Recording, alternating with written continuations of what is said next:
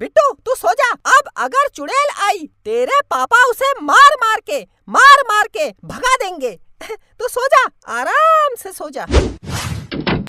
ये है डंडा। अब अगर चुड़ैल आई मैं उसे छोड़ूंगा नहीं। भाग गई चुड़ैल, सो जा।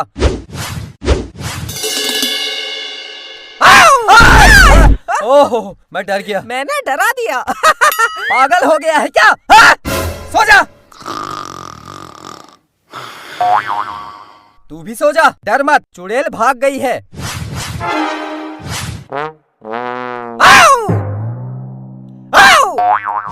तू क्या सोच रहा है? तू बार बार डराएगा और हम डर जाएंगे? बेटा तेरा बाप हूँ बाप। बेटा ये डंडा देख, इसे देखकर चुड़ैल भाग गई है। अब चुड़ैल को नहीं तुझे डंडा मारूंगा। सो जा।